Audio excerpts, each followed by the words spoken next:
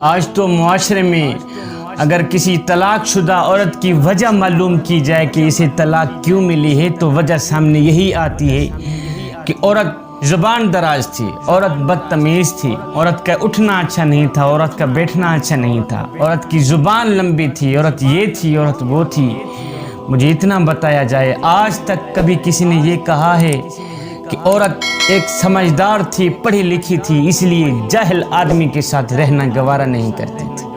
کبھی کسی نے یہ کہا ہے کہ عورت مار پیٹ کو اپنا فریضہ نہیں سمجھتی تھی اس لیے بغاوت کر گئی؟ کبھی کسی نے یہ کہا ہے کہ شوہر کی بدتمیزی اور جاہلانہ رویے سے عورت گھر چھوڑ کے چلی گئی؟ کبھی کسی نے یہ نہیں کہا۔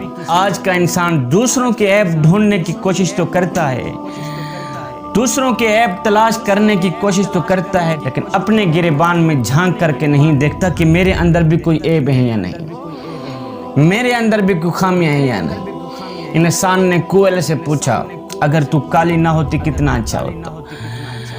انسان نے ساگر سے پوچھا، اور اگر تو کھارا نہ ہوتا کتنا اچھا ہوتا؟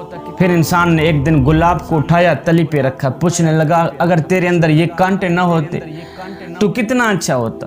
تینوں بول اٹھے، اے انسان، اگر تیرے اندر دوسروں کے عیب ڈھونڈنے کی عادت نہ ہوتی تو کتنا اچھا ہوتا؟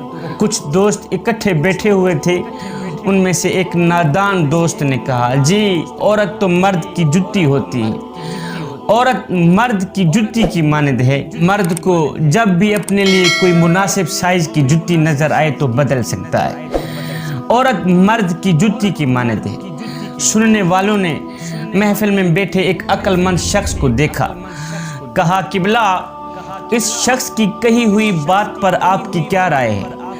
کیا واقعی عورت مرد کی جتی کی مانند ہوتی ہے؟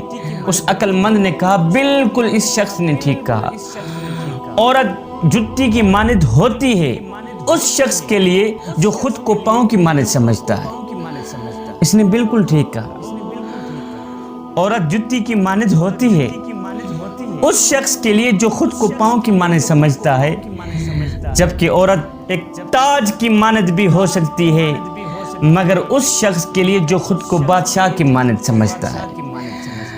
شوہر کے لیے اچھی بیوی ملنا بھی اللہ کی نعمتوں میں سے ایک نعمت، اور بیوی کے لیے اچھا شوہر ملنا بھی اللہ کی نعمتوں میں سے ایک نعمت ہے۔ میرے حضور علیہ السلام نے میاں کو بیوی کے ساتھ، بیوی کو میاں کے ساتھ محبت کرنے کا درس دیا ہے، پیار سے رہنے کا درس دیا ہے۔ حضرت خدیجہ الکبریٰ کا جب وقت آخر آیا تو انہوں نے حضور علیہ السلام سے چادر رحمت طلب کی، چادر رحمت مانگی۔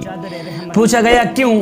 تو انہوں نے جواب دیا، حضور بخار جان لیوا ہو سکتا ہے، مجھے لگتا ہے میرا وقت آخر آ گیا ہے، میں اس دنیا فانی سے جا رہی ہوں، لیکن میں چاہتی ہوں کہ آپ کی چادر رحمت سے ہی اللہ اکبر مجھے کفن دیا جائے۔ اللہ اکبر! کسی شوہر کے بارے میں کسی بیوی کی اس سے بڑی گواہی اور بھلا کیا ہو سکتی ہے کہ وہ کہہ رہی ہو کہ اگر مجھے کفن کے لیے میرے شوہر کی چادر مجھے مل جائے تو میری بخشش کے لیے اتنا ہی کافی ہے۔ اللہ اکبر! پھر میری مغفرت کے لیے اتنا ہی کافی ہے۔ یہ میرے حضور علیہ الصلوۃ والسلام کا حسن ہے جو نکھر